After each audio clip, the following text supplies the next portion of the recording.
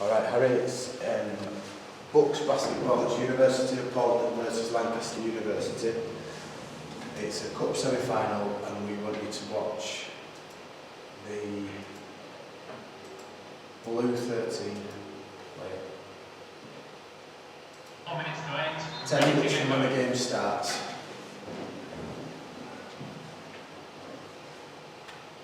And we're underway. Anapojo grabs the tip off and it's quickly taken away by Ugede, who uses pivot down low, kicks it out to Trianos, who feeds the cut-in Jude Hassan, but his shot is no good and Elias will grab the rebound for the travelling side. Elias looking at his options on this first possession for Lancaster, obviously used by Tunis, who feeds Anapojo as he drives inside to the basket. Will be a back ball for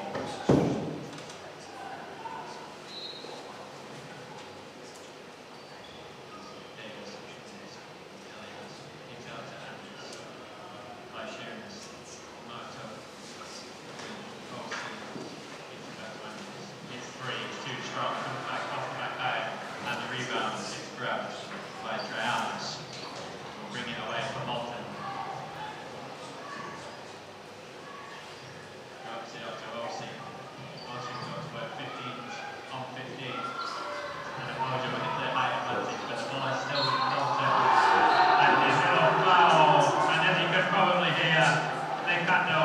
Goes to the rim, gets the basket and the one.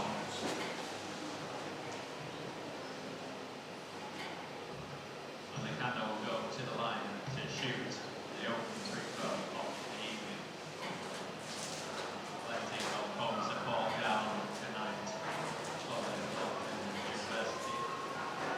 And the free throw is too strong. And the rebound is grabbed underneath by Paul. Ugede, he puts the ball back. It's a 4-0 lead to the wrong side. Elias brings the ball across the court. Needed by Tunis, George Davis. Well guarded by Ugede. Davis gets a free shot. Davis drops rims in and out. And it's rebounded by Licando, who brings it away for Bolton. Leading 4 points to nil early in this one. Again, that's 2 points on the evening so far. Weighs up his options, both guarded by Bogmans. Trianos comes around on the screen. Looks the ball for the three, looking for the foul. His shot is too short, but grabbed underneath by Jude Hassan. And the crowd well into this one early. Yeah, Bolton very much looking a livelier side so far.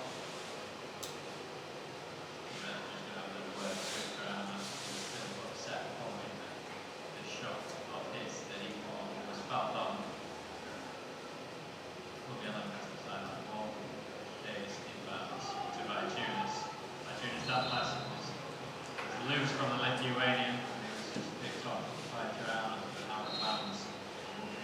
That's the ball as Vale checks in early in place of Matthew Anapojo.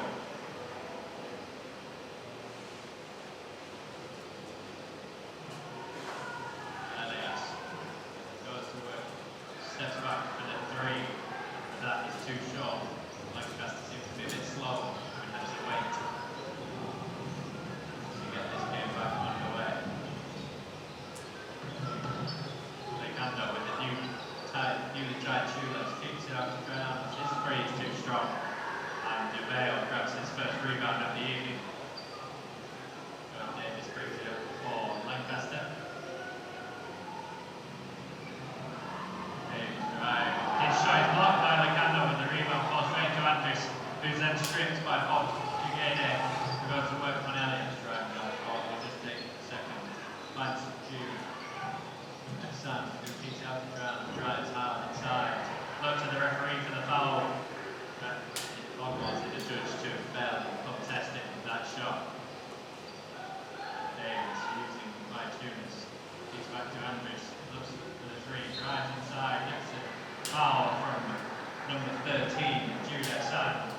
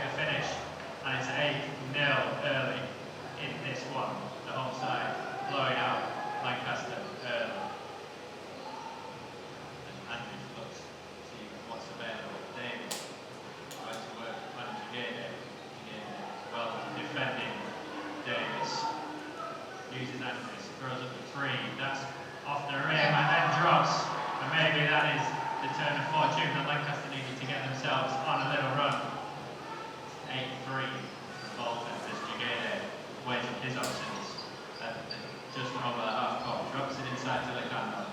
Licando feeds Big Jude Esan underneath, and as you can hear from the crowd, the home favourite gets the easy 2 inside. Elliott weighing his options once more. His pass is off the mark. Licando looking to bring it away on the fast break, but that's broken up by Elias, who retains for his early area. Elliott finds Mike Tunes. Tunes is going to go to work on Osi. Speeds back to Mike Tunes, roots inside, up in the paint, and doesn't quite get the one to drop. Being a foul on number 13, Jude Esan. Will be 2 shots for Martins by Tunis. Better from Lancaster once got that 3 to drop from Morgan. Yeah, still seems a bit slow in attack. Not really moving the ball as quickly as Bolton going forward. So that's what coach will be more concerned about going forward. Just less than 2 minutes. Kind of seems to be getting hit on the break at the moment. Mike Tunis' first free throw is no good. And the second is no good either off the back iron, and the rebound comes off Bogmals and will be Bolton back court as Lancaster coach looks to check in using Matthew Anapojo in place of Andres Bogmals. You can see Lancaster now looking to bring in the big boys to match up with the physicality that Bolton have shown early on. As Jude Esan brings it across half court, sets the screens.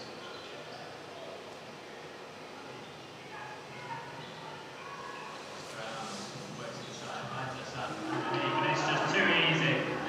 Just too easy for the Bolton players to get underneath.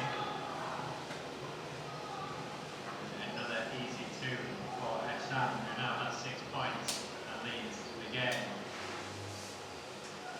By Tunis fakes out Osi, gets a little runner to drop, but nothing but net for the 2. And 12-5 with just over 4 minutes 30 remaining in the first quarter. Jagede goes to work with George Davis. That's going to be an interesting matchup for us to follow throughout the course of this one. As Osi looks inside to use number 13 Jude Esan. Trianos drives, but his shot is no good. Too strong on the finish there. As Elliott breaks away, drives inside, kicks it out to Ralph DeVale, but his shot is too strong. And Bolton will bring it away again with Osi. Using the candle, kicks it into the corner to Jagede. His shot is no good, just off the front of the iron. And it will be rebounded and brought back by Trianos. No confusion at the top of the key. Trianos gets the 3 off and finds nothing but that. So, What he pause the thinks video. about that. He's not to get away. Not to get away without the technical.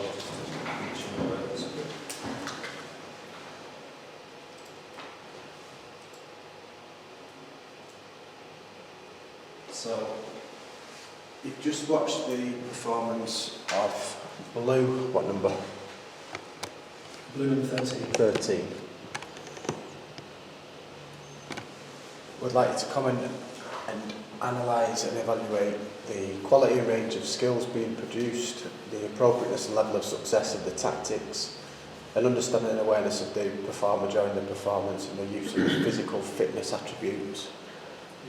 Comment on the overall effectiveness and success of the performance and outline a major area of weakness of the performance that you prioritise for improvement for a long-term development plan.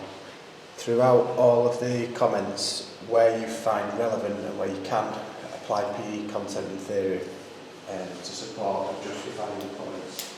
Can you just introduce yourself, name and candidate number, and then get started? So, my name is Harry North, candidate number 4839, and I'm assessing Blue number 13.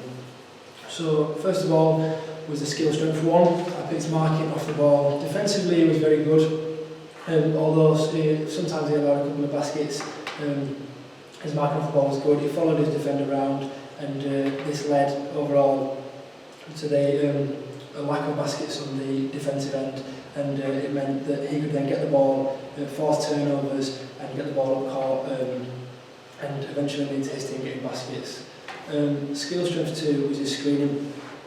Overall, his screening was very good. As a big player, his role as a centre is to allow players to weave in and out of him and use him as almost a block for the team to get baskets. So his screening was very good. He knew where to screen, what position to be in his screening, which defenders to screen from, which led the point guards to weave in and out of him, and overall it actually led to his team getting baskets. Skill strength 3, I would say, is post play.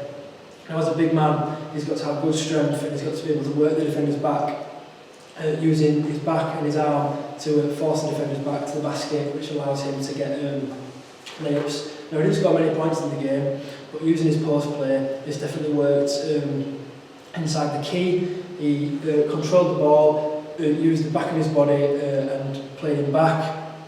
This use of strength meant that he could then have time to jump and actually get the layup with his dominant hand. But on the skill strength, that's skill weakness 1, I noticed his rebounding. There was a complete lack of explosive power, which I didn't expect from the man of his size. I expected him to be able to jump up, get the rebounds, but he was unable to do this. I don't know if it was a lack of flexibility with flexion and extension. His arms were up, and I did feel like his arms were flexed in the air and his knees were bent, which is the correct way to get a rebound. But his lack of explosive power and reaction times meant that at times it seemed like he was a bit unaware of what was happening, and lacked rebounds. I didn't actually think I saw him get one rebound at the whole 10 minutes, which a man of his position should be doing multiple times. A skill weakness 2 was his faking and driving. I didn't really see any type of drive other than post play.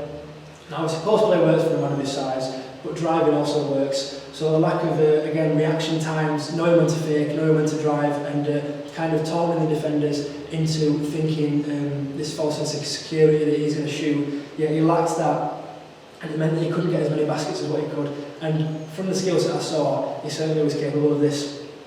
My skill weakness 3 would be his shooting. Now, we saw his dominant hand layup. He missed one and made one, so I'll give him that. But his shooting advanced. I didn't see a hook shot, I didn't see any set shots, I didn't see any kind of shooting other than a layup. Now, when he was running up and down the court, there was plenty of time when he had space for a set shot. And maybe that's linked this to a lack of confidence from the performer. I didn't feel as though he looked confident in shooting, and the only time he did was when he was kind of there for the core skill shooting, which was just the dominant hand layup. So other than that, shooting was quite weak. Tactical strength 1 is where to pass. When he got the ball at a time, as a weakness, he came up the court very slowly, lack of speed and stamina. But when he did get the ball, he knew exactly where to pass it to, using powerful strength and good flexibility from the arms. He was able to fire the ball off to the wing, and that allowed them the teammate to go up and get the basket.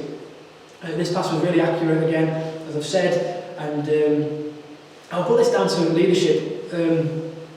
He knew he didn't always know where his team were, but when he did, it seemed like he was firing balls off and passes, and he was almost commanding the ball at times, and I'd say that was a good communication skills, which is one form of an effective leader.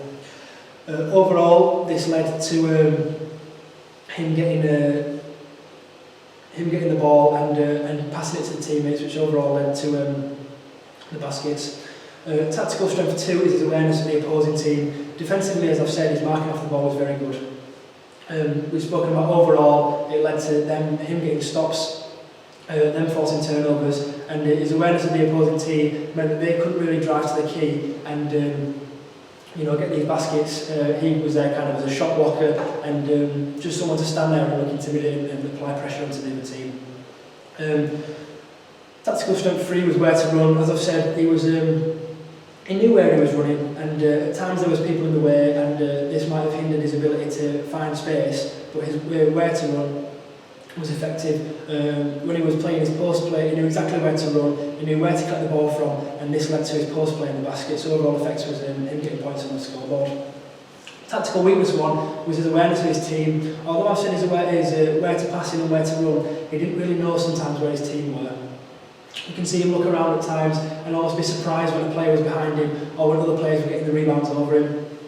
I'd say this maybe is a lack of team cohesion. They didn't really work together at times, although they were winning. It seemed like the players on his team were getting fed up of him not being able to execute rebounds correctly, and a lack of communication meant that a couple of times they did lose possession, and towards the end of the video he comes up really late to the top of the key, and you can see there's some confusion into where the team should be standing, and this leads on to the next one, which is tactical weakness 2, is finding space. Along with the overall effective tactical weakness 1, which was his team actually losing out on baskets, finding space did the exact same thing. His lack of finding space meant that he was unable to get the ball at certain times, and there was vital times when I thought if he received the ball, it would have been free to drive, would have been free to shoot, and his lack of finding space overall led to not getting the ball in the team, not getting baskets. Tactical weakness 3 is his awareness of the rules. Overall in the game he committed 2 fouls. This isn't really what you want to be doing. 5 fouls in the game and you're actually out, you're ejected. So his awareness of rules seemed to lack. To receive 2 fouls in 1 quarter means that he has that threat of being ejected and he might not play and as aggressive as we would like to. And as a big man, you need to be playing aggressive. So his lack of foul, his lack of awareness of rules, overall effect meant that he was committing fouls.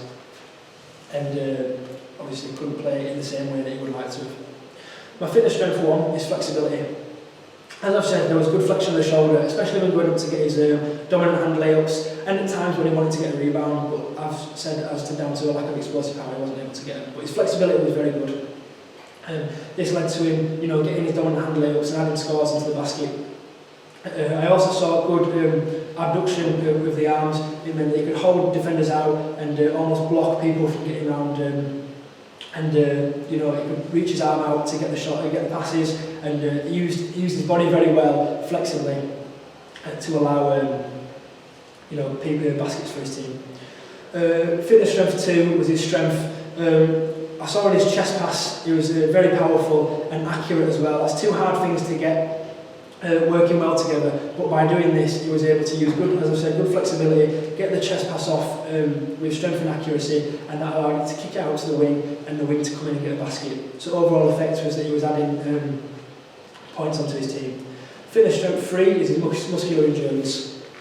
Throughout the game, passing, shooting, etc., his muscular endurance was very good. This means that his muscles aren't fatiguing and everything is done consistently and accurately. So his muscular endurance was good. Overall, this meant that he could play consistently, and he didn't really differ from how he played at the start to how he played at the end, which is what you want to see in a basketball player of his calibre.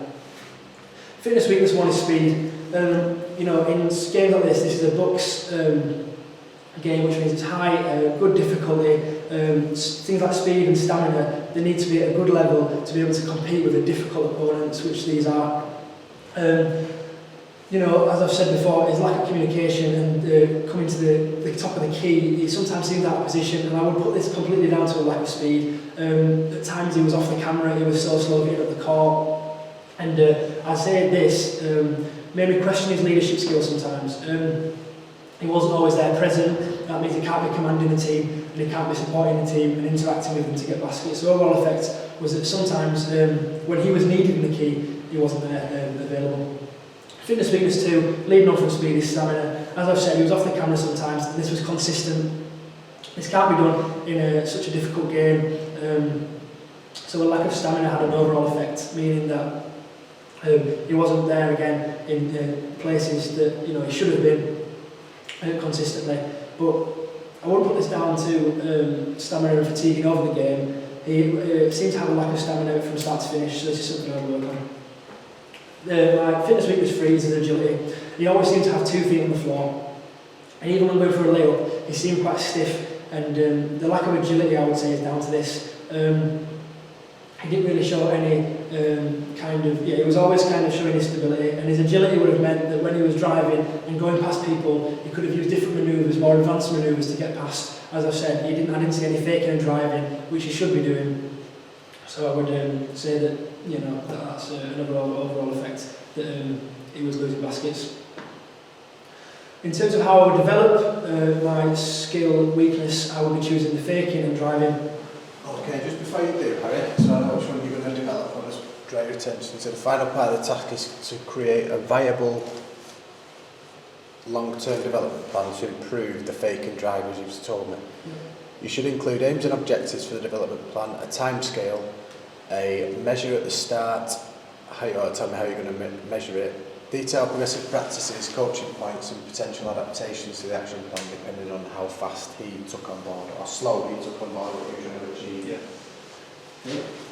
Right, so my development plan will be of 9 weeks. 9 weeks is the perfect time for adaptations to occur, and although this can be split into different cycles, I've chosen 3 microcycles. I split these microcycles into the first and the third week would be kind of passive.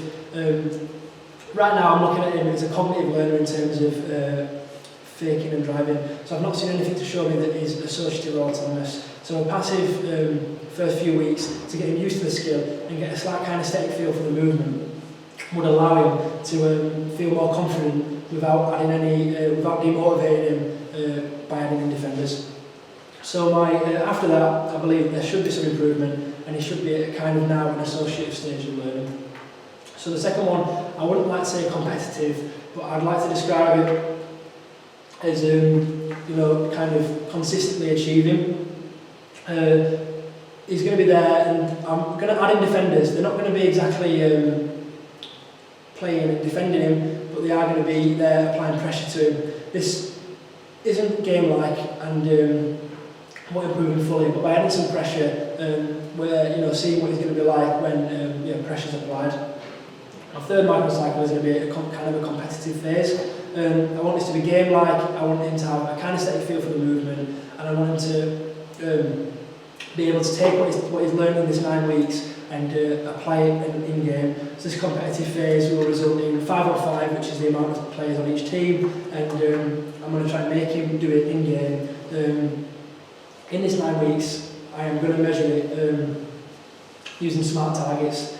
So this means that it's got to be specific, measurable, achievable, time-bound, and it's got to be recorded.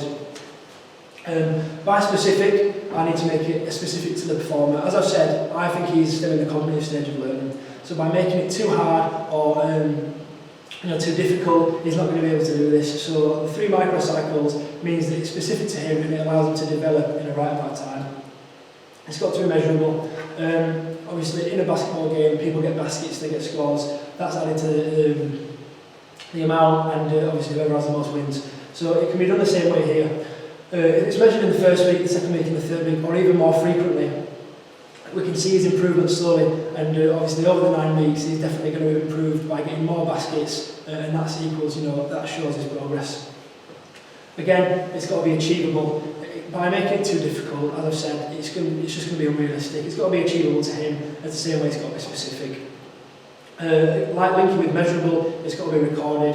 So we've got to record the statistics to understand what he's improved in. By just measuring them here and there and not correlating together and finding like a gradual improvement, he's not going to be able to see any improvement, and actually might demotivate him and stop him from attempting these in game. The last one is time bound. As I've said, the development plan is over 9 weeks. It's the perfect time for adaptations to occur. The type of training I'm going to kind of be doing is overload. This is high intensity, and this is the best way to see improvements. Basketball is a high intensity sport. It's not something that's low intensity. You should all be running up and down the court. And I've chosen this not just because of the fake and drive, but because I've said his speed and stamina isn't good. So by overloading the high intensity, we're going to be improving his overall game as well. By overload, we can look at the fit principles. So this is frequency, intensity, time and type. So frequency, I'm going to be doing 3 sessions a week. 2 is going to be on skill and 1 on fitness. In terms of the skill, as I've said, I'm going to be making him drive to the basket and slowly adding more pressure and making it more time realistic. And fitness, I want to be doing kind of continuous training to see improve his speed and stamina, because in these kind of scenarios you're going to be needing to improve these fitness skills to get past defenders. Same with I'll probably improve agility as well. The time, as I've said, is going to be 3 sessions a week. but duration, they're going to be quite long sessions. As I've said, basketball's a high intensity sport, therefore it needs to have good intervals because there's got to be enough time for recovery. So the type, as I've said, intervals, so I'm going to be choosing interval training as the most realistic for faking and driving and improving that. Every session is going to consist of a warm-up and a cool-down. The warm-up is kind of there to raise your heart rate, give you more of a feel for the movement, and kind of get you in that game scenario, game-ready movement. Each one's also going to have a cool-down. A cool-down's there. This is faking and driving can involve explosive movements. So a cool-down's there to reduce the chance of injury. And reduce the chance of injury, you know, it means that obviously you can give a consistent session at a time.